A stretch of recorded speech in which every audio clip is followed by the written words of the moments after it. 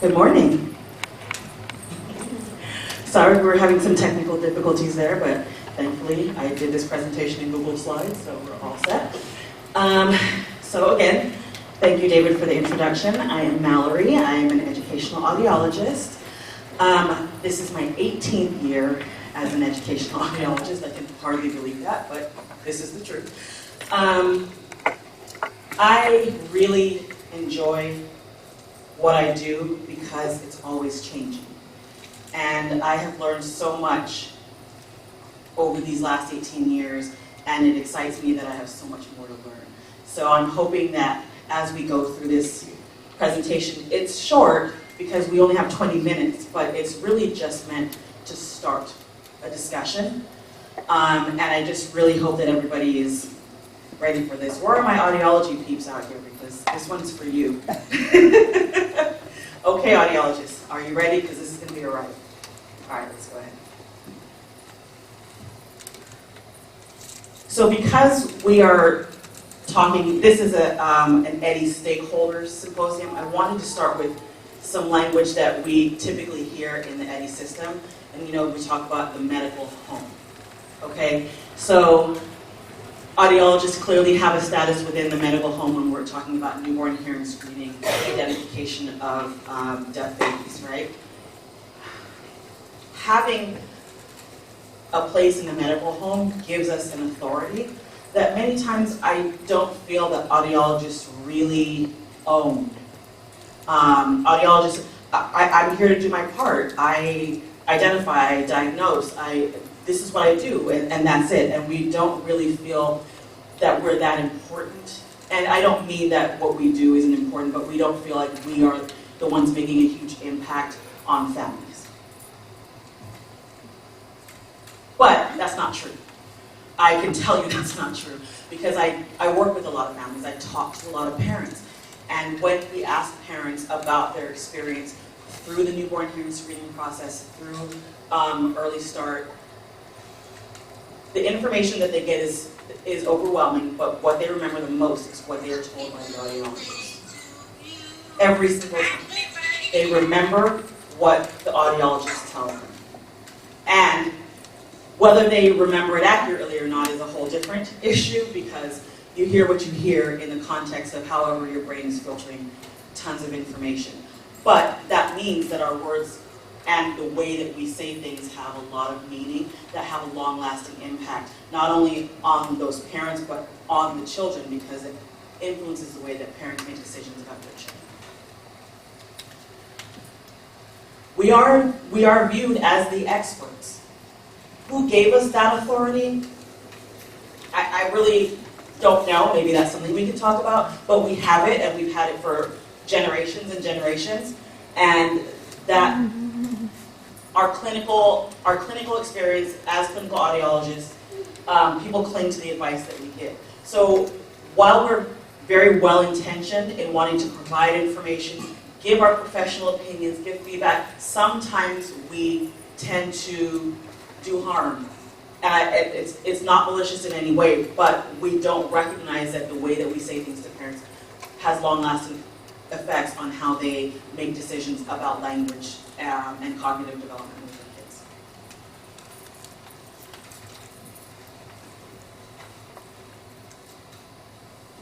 So I do want to talk about language and modality bias. We do need to talk about bias. It's very important. As audiologists, clearly our training, our focus is the auditory system, how sound goes through the auditory system and gets to the brain and is processed in the brain.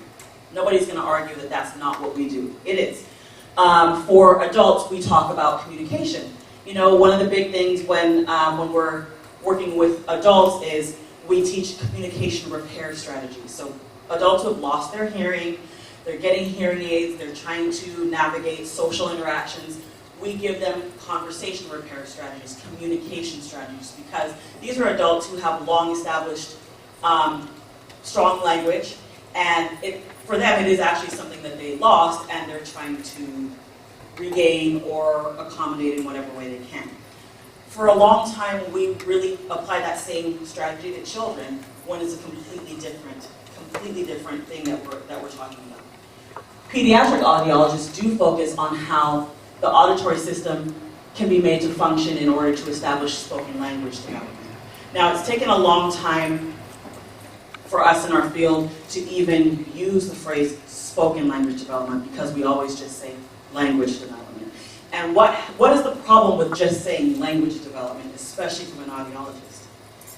It's the implication that spoken language is the only language. It's not really allowing for the idea that there are different modalities to language. So it's very important when we are talking specifically about spoken language, which it's appropriate to do when we're addressing that particular modality, we need to be very intentional about saying spoken language. I don't ever,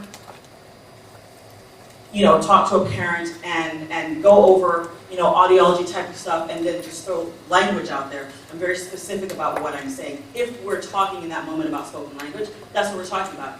If in that moment we're talking about visual language, for example, ASL, then we're going to talk about that. But I have to be intentional, because otherwise you are creating or continuing an implicit bias that spoken language is the priority or the main way that the brain is going to process information. So, linking auditory deprivation to decreased executive functioning. There are a lot of studies that have been coming out in the past few years that are looking beyond just language development, but looking globally at executive functioning in deaf children. And I listed a couple here. I'm not the research piece of this. We're going to have some research focus later on in the afternoon. I'm throwing a couple things out there so that you can go and look a little deeper into things. But there are several studies out there that link auditory deprivation to decreased executive function. Is there anybody that does not know what executive functioning is? Okay, so all right.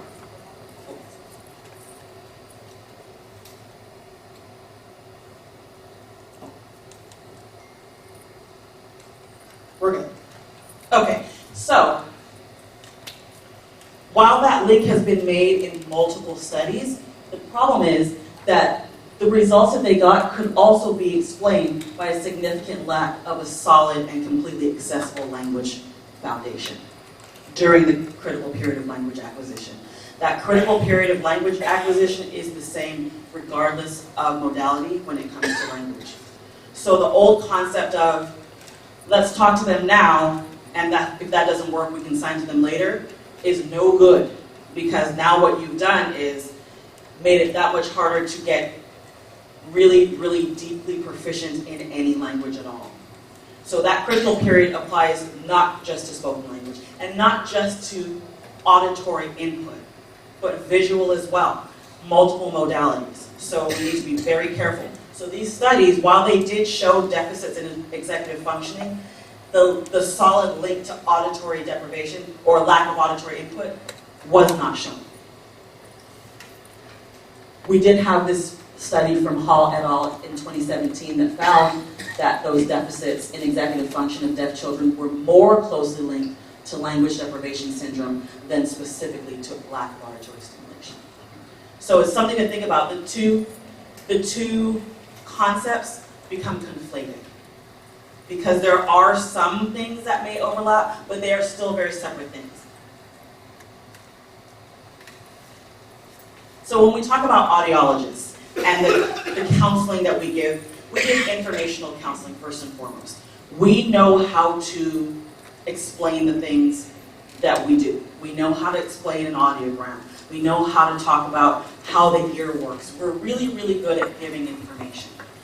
We're not really good at affective counseling, like seeing that a parent has completely shut down and is not actually taking in anything that you're telling them.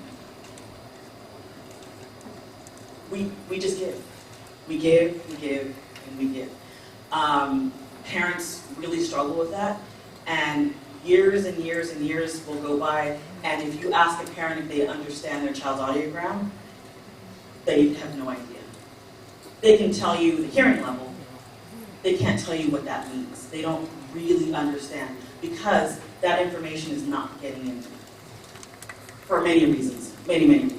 But as audiologists, we're not trained in affective counseling. And so that also is a problem for us when we're trying to give information, especially related to language development in general.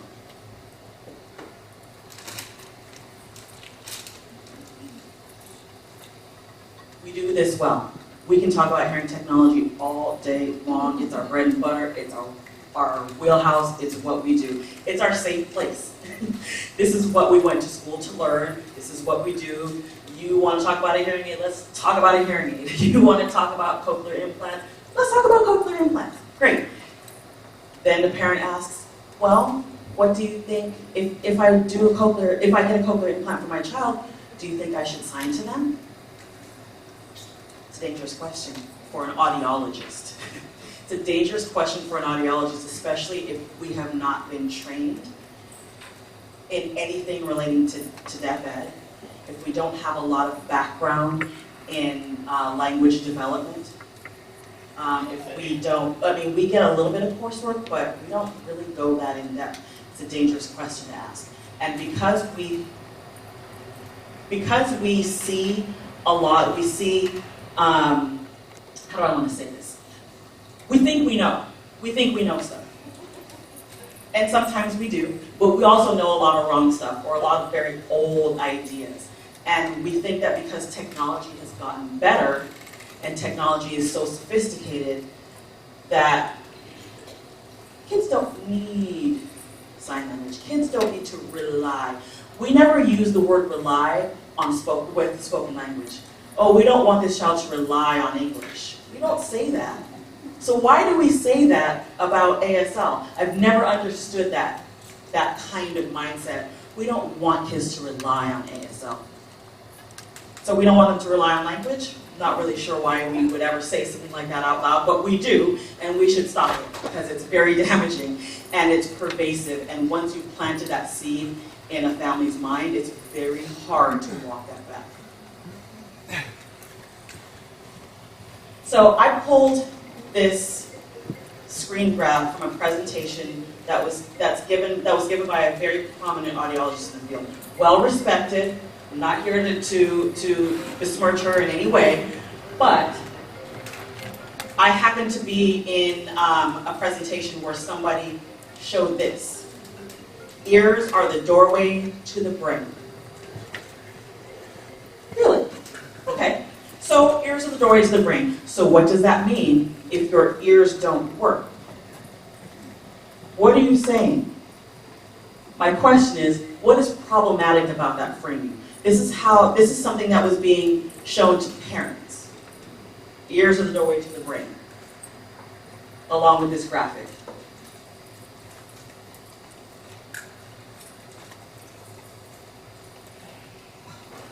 It's a little low, but yeah. So here's your doors.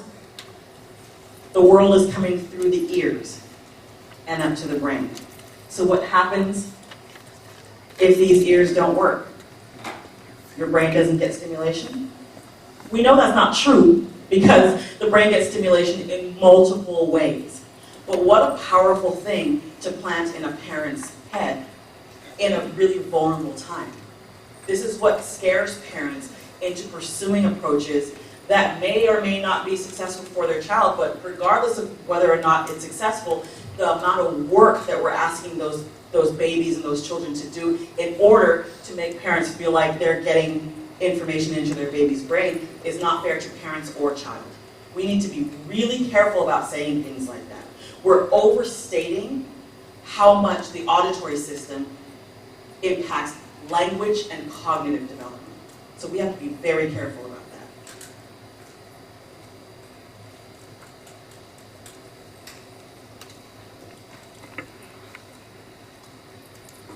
So, like I just said, that kind of framing scares parents. You know, their brain needs stimulation, their brain needs access. I have to implant them. They have to be in listening and spoken language environments. They have to be immersed in listening and spoken language. I hear that constantly. If they're not immersed in it, they're not going to learn it. And if they're not immersed in it, their brain is not going to develop in the right way. And those pathways are going to be reassigned. As if pathways being reassigned is inherently a negative thing. Our pathways get reassigned all the time for all kinds of things. It's not an inherently negative thing. But you frame a thing like that, ears are the doorway to the brain, you can bet parents are going to make a lot of these decisions out of fear and misunderstanding. Okay, I talked about that. I'm going to be very blunt with us as audiologists. It's not our job to determine what modality a newborn, let alone a small child, should be doing or should be getting their language through. It's not up to us to determine, but we do it all the time, and we do it with authority, and it's very damaging.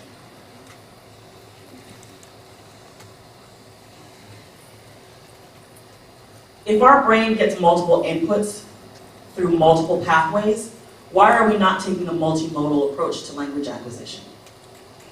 Our brain is a very complex organ, extremely complex, but we keep narrowing things down and simplifying it to one pathway. When is ever one pathway the best thing? It's just not. So we really need to take a step back and look at how we're talking about the auditory system. Is the auditory system important? Sure it is. It's one of 5 senses. Great. If there's a potential to develop those auditory pathways, that's also great. But that doesn't mean it has to be at the expense of developing the visual modality. Tactile, kinesthetic.